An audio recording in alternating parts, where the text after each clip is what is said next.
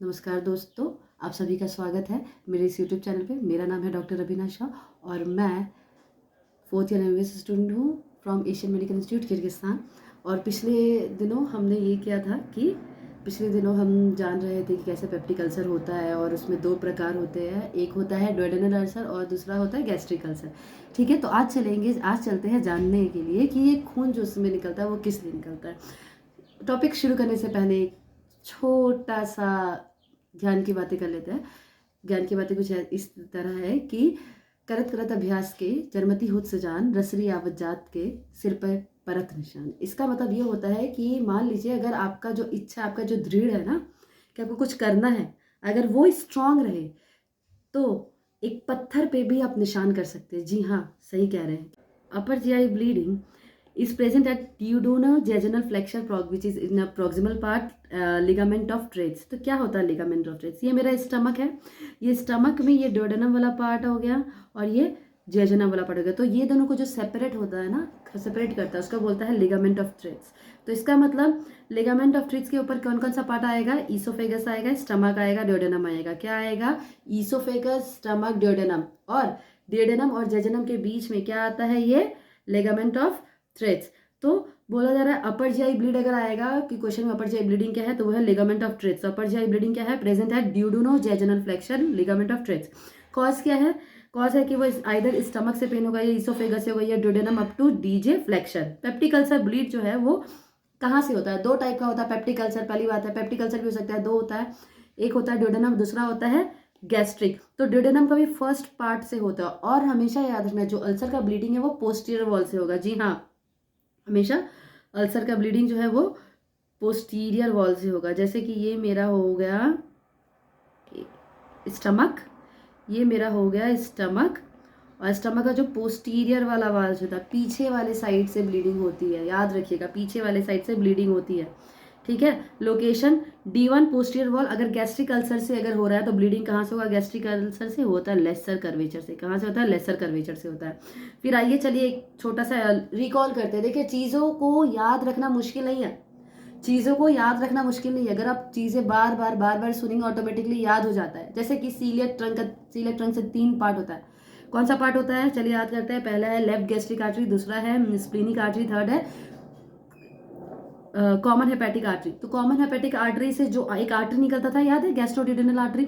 तो वो जो आर्टरी निकलता है ना, वो अल्सर को कॉज करवाता है, वो अल्सर कॉज करवाता है। तो वो अल्सर, वो आर्टरी का नाम क्या है? गैस्ट्रोड्यूडेनल आर्टरी। अगर ड्यूडेनम में अल्सर हुआ है, उस आर्टरी का नाम क्या है? गैस्ट्रोड्यूडेनल आर्टरी।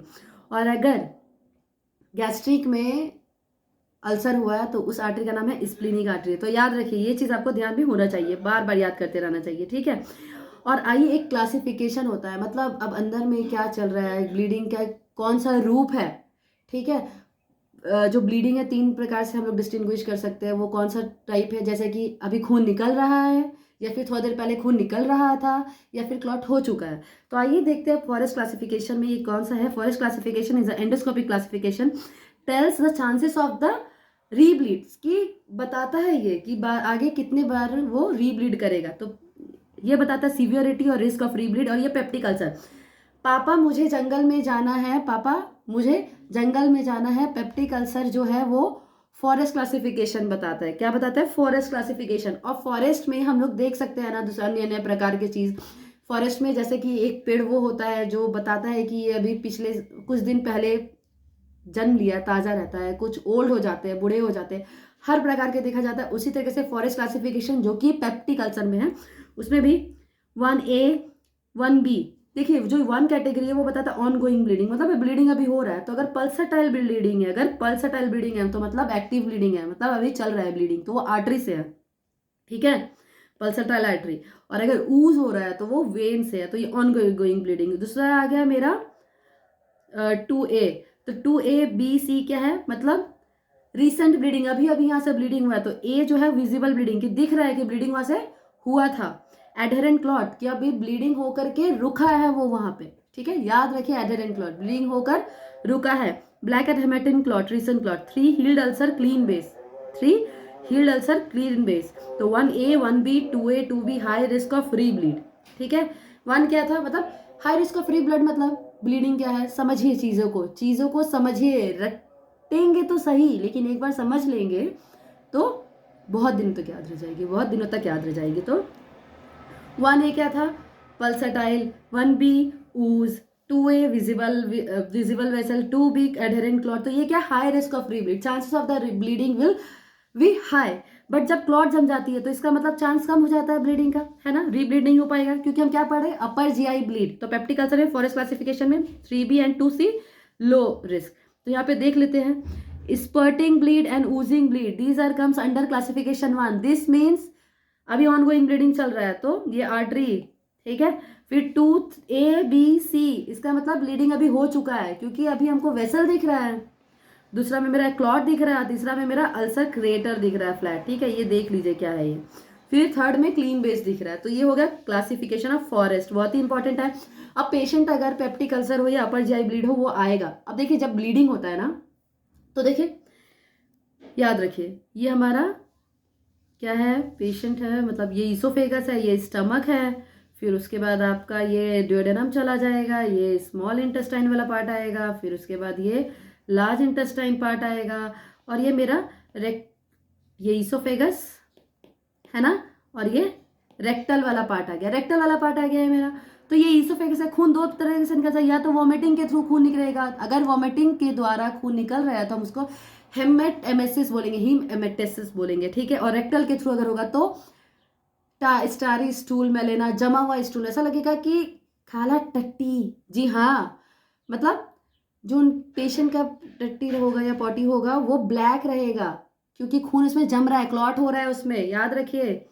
तो वहाँ पे ये क्लिनिकल फीचर होगा। तो क्या होगा जब भी ऐसा चल रहा है तो पेशेंट, हम पहले ही रिकॉल करते हैं, जब भी वॉमिटिंग होता है, लिक्विड निकलता है, इलेक्ट्रोलाइट डिसबैलेंस होता है, तो सबसे पहले हम पेशेंट को एयरवे मैनेजमेंट करेंगे, फिर उसके बाद इलेक्ट्रोलाइट आईवी फ्लूइड्स देंगे, उसके बाद उसका ब्लड वर्कअप करवाएंगे कि आखिर पेशेंट को जो ब्लीडिंग है वो कहाँ से हो रहा है और क्यों हो रहा है, ठीक है। फिर उसका हिस्ट्री लेंगे, फिर उसके बाद अब अगर एंडोस्कोपी पेशेंट को करवाना है तो पेशेंट को बोलेंगे कि आप 2 दिन पहले, 2 दिन या 3, 1 हफ्ता पहले पेशेंट का सारा दवा बंद करवा देंगे ताकि जो एंडोस्कोपी करवाए उसमें उसका जो है सही से पता चल जाए डायग्नोसिस की ब्लीडिंग हो कहाँ से रहा है और कौन सा स्टेज है, क्योंकि क्लासिफिकेशन बना है जानने के लिए, ठीक है।